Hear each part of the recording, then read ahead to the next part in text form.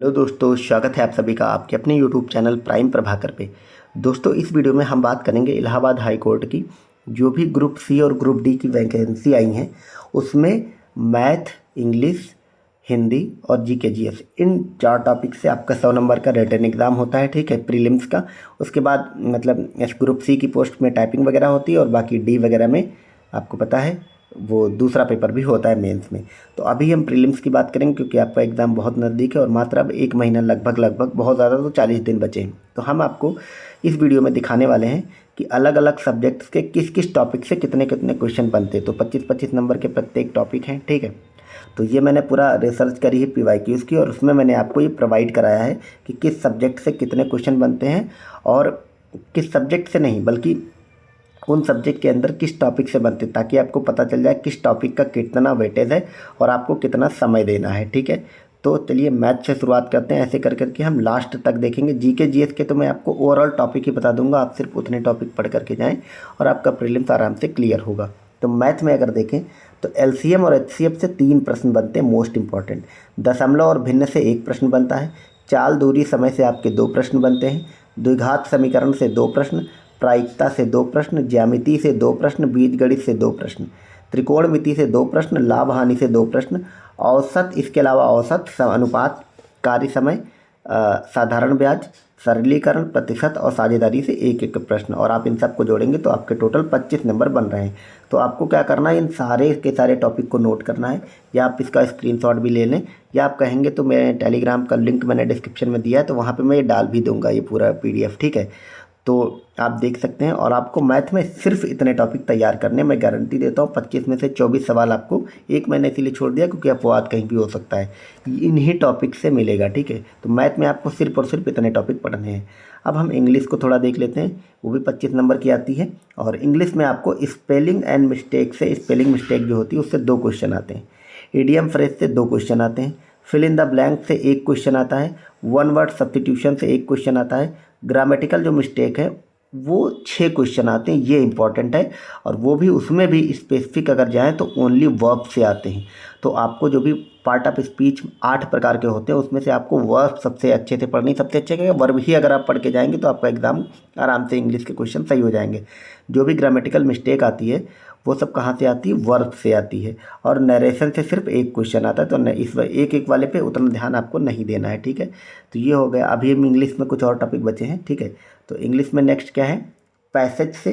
Passage से आपके 10 question आते हैं और इसमें आपके 2 पैसेज रहते हैं, 5-5 नंबर के पैसेज आते हैं। तो पैसेज बहुत इंपॉर्टेंट है, इसकी इसे आपको प्रैक्टिस करनी है।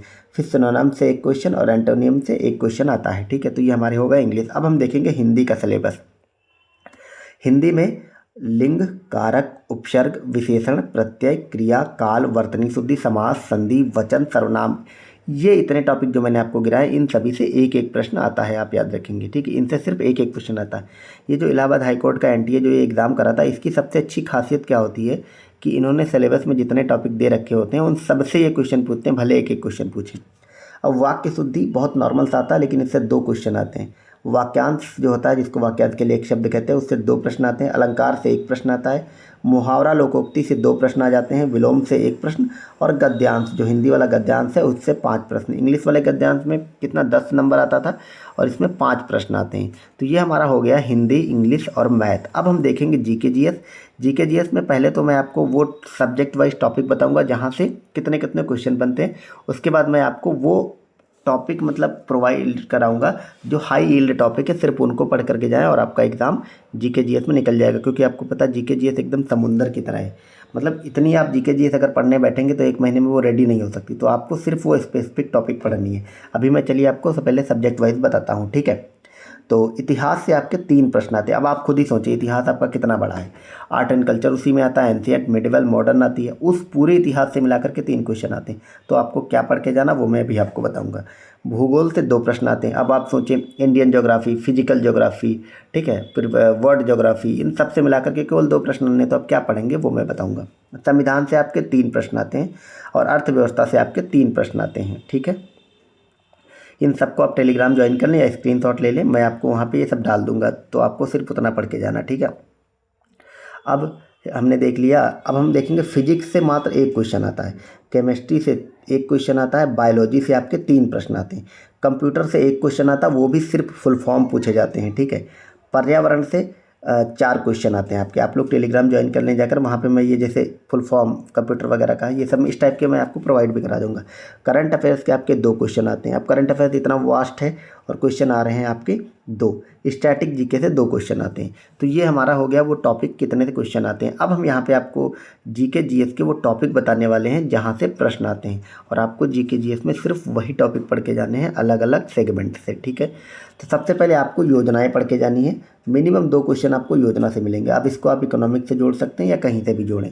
योजनाएं मतलब आपको केंद्र सरकार की योजनाएं पढ़ के जानी, वो भी खासकर जो अम्ब्रेला स्कीम है। अम्ब्रेला स्कीम मतलब एक बड़ी स्कीम, जैसे आपकी जो प्रधानमंत्री जन धन योजना चल रही है, और इस योजनाओं में भी आपको पढ़ना क्या है ये सब आपको पता होना चाहिए।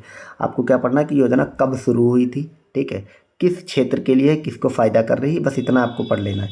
इसके अलावा पर्यावरण में आपको शब्दावलियाँ पढ़ लेनी है। शब्दावलियाँ इन द सेंस जैसे अनेक सारी पर्यावरणीय शब्दावलियाँ होती कि इकोसिस्टम क्या है, ठीक है, पारिस्थितिक तंत्र क्या है, वायुमंडल क्या है, इन सब के बारे में आपको पता होना चाहिए। और उसके अलावा आपको प्रदूषक पढ़ लेने हैं। मिनिमम 3 क्वेश्चन सिर्फ शब्दावली और प्रदूषक से मिल जाएंगे।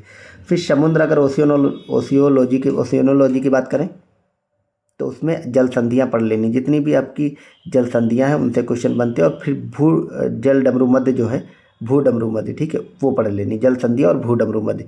तो ये मतलब आपको अगर मैं जो ये टॉपिक दे रहा हूँ, आप क्या करिएगा, लूसेंट की किताब खोलिएगा जो 1 लाइनर वाली होती है। लूसेंट में टॉपिक वाइज दिए गए, आप इसको ढूंढ ढूंढ के पढ़ लीजिएगा, ठीक है, सिर्फ इन्हीं टॉपिक्स को, और इन्हीं को बार बार रिवाइज करते जाइए। आपका कंप्लीट होता चला जाएगा पूरी जीके जीएस, क्योंकि 1 महीने में इससे ज़्यादा नहीं करा जा सकता।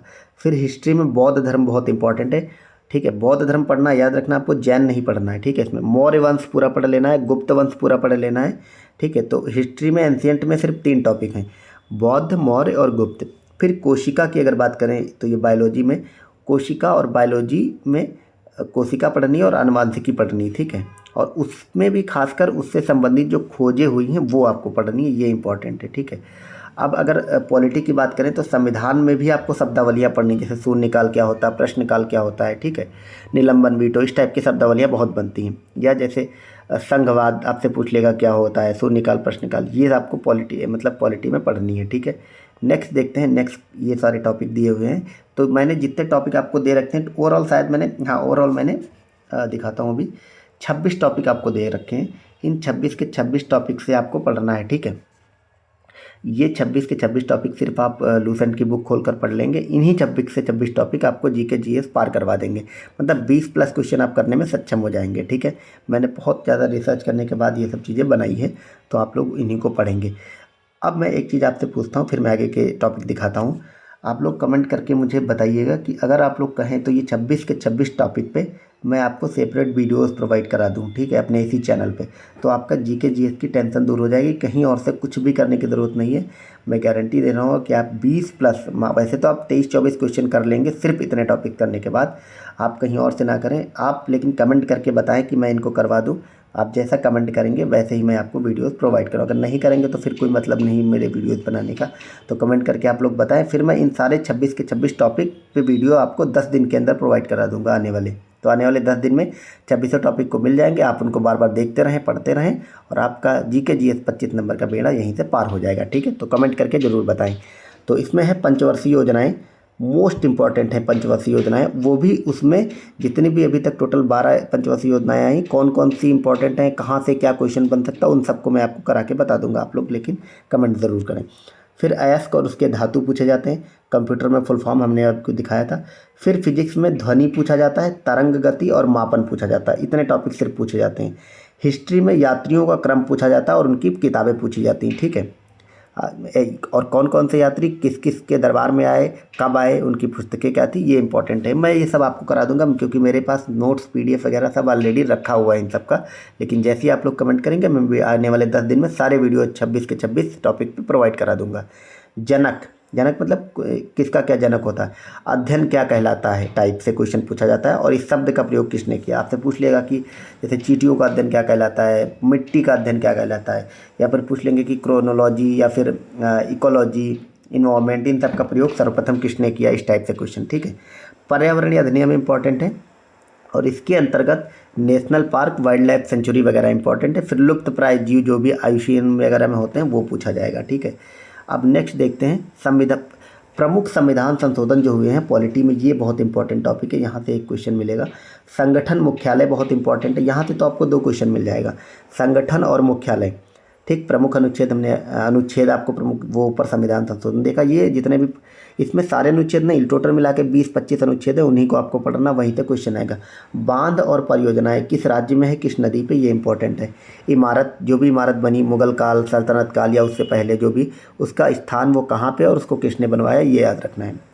प्रमुख रोग कारक और उसके लक्षण, ये बायोलॉजी से इंपॉर्टेंट है। अम्ल और आवर्त सारणी इंपॉर्टेंट है केमिस्ट्री से। और मॉडर्न इंडिया की बात करें तो इसमें कुछ ना पढ़ के आपको सिर्फ और सिर्फ गांधीयन इरा पढ़ लेना है। आप बताएंगे तो मैं आपको गांधीयन इरा सिर्फ और सिर्फ आधे घंटे में करा दूंगा। उस आधे घंटे को बार बार देखिए, आपको बहुत क्वेश्चन देखने को मिलेंगे।